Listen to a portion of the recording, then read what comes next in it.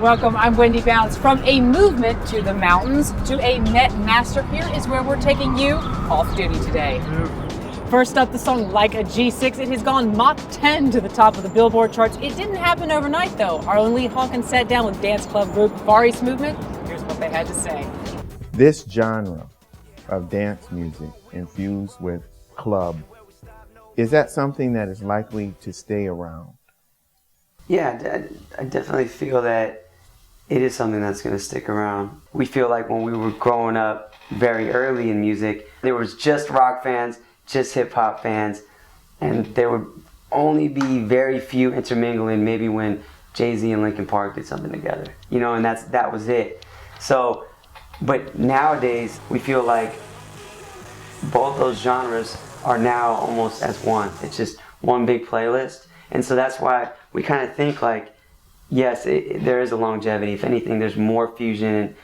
And you obviously have a good understanding of where you've been and where you're going. Do a lot of people realize how long it is that you've been in the game? I mean, you met in your high school years, right? Yeah. You said in the beginning, a lot of people go, took 10 years for you to become an overnight success. Yeah, and they say that. They'll go, wow, yeah, you guys just started last year. That's so cool. Like,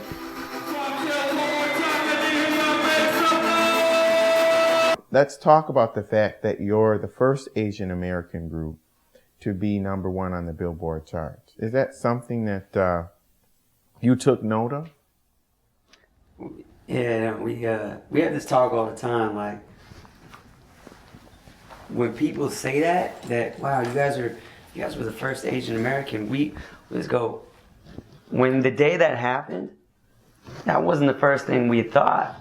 You know, we weren't like,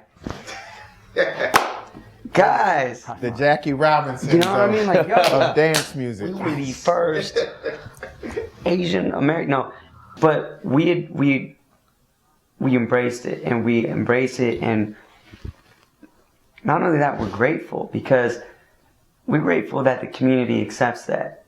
You're not averse to the concept of giving away music either, because that's something that you did. We have a good story about that. We gave away, very early on, we had our very first tour with LMFAO before we got signed. And we said, look, people don't know who we are, they know who they are. Our goal is, if there's 2,000 people in the audience, we want 20 to 30% of that audience to leave with free Far East Movement music. On that mixtape was a song Like a G6. 808 bump, make you put your hands up, make you put your hands up, put your hands up. How did it work out for you? So, hands up, we had the song online for free. We saw Like a G6 go from uploading it ourselves to YouTube to 1 million hits organically off of that tour in a month, which is faster than Girls on the Dance Floor, which was getting radio play. And then we saw it go from 1 million, 10 million, even faster. Then we saw, after we felt maybe half of America had it for free, we said, let's put it on iTunes. And we saw it chart on iTunes on its own without any radio play. So it's kind of, you know, giving it away for free sometimes is the best promotion, because we always, our theory is this: if one person that had it for free plays it in their car or in the commons at school, they're reaching at least 10 people. Lee, I'm watching those guys. They have so much energy, but they've been doing it 10 years. You'd think they'd be burned out by now. Well, they've gotten a good workout as a process, yeah. You know, it's really fascinating how good they are at social media. They're almost like consultants, and that's the way they broke themselves into the music business. They started contacting people individually saying, hey, what's up? Check out our music. We're Far East Movement. And as a result of that, they gave away the music for free, and people started to like it. I mean, these guys are almost completely wedded to the concept that if you're not good at social media, you will not make it in the music industry today. And yet, ironically, they sort of built their original following bootstrapping it on the streets of LA. I mean, doing the sort of bricks and mortar basic thing, you know, pounding the pavement, putting CDs on people and flyers on people's cars, that sort of thing. And it's funny because they're the guys that actually try to give you CDs when you walk down the street in Times Square. But really, that's the way to do it, just to start from the grassroots and really be organic. I mean, technology can be used to drive that, and that's exactly what they've been able to do for themselves. Not enough just to play music anymore, is it? You got to be a branding expert, Lee. It's all about branding and marketing, and that's going to take us into the next decade. And if you didn't get enough sleep last night for the club scene, how about tuning it all out in some of the country's most incredible mountain retreats?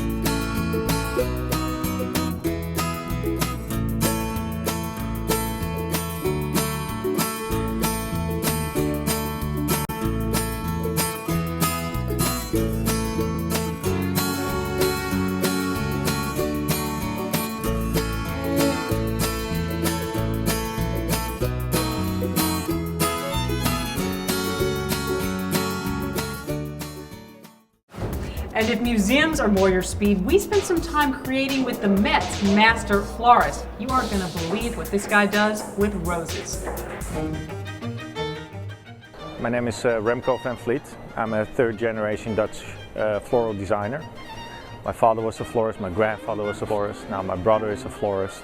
I love flowers and I'm happy that I'm doing this, but I always thought I would become an architect. It's like growing up being the son of a butcher. You just have to help in the store and you have to help your parents out. In Holland you have to go to school for 7 years to become a master florist.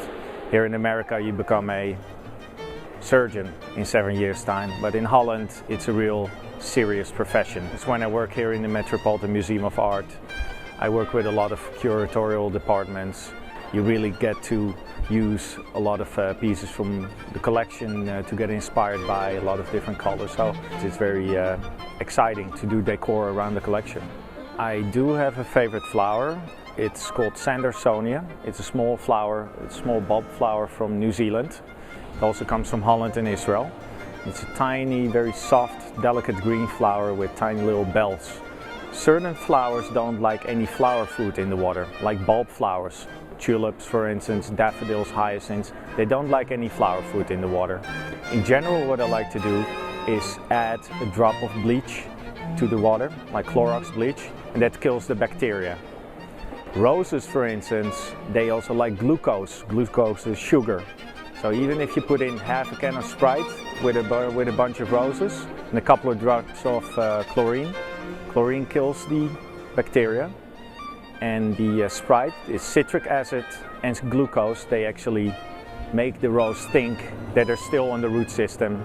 The most satisfying part is when I see my clients walking into the room after I've set it up and it's all complete and we've been working hard for weeks or months sometimes day and night on creating this beautiful event. And then when the client walks into the room and sometimes you see them crying, sometimes they scream, sometimes they're just overwhelmed and they're quiet. But to see the look on their face, then I know I did my job well.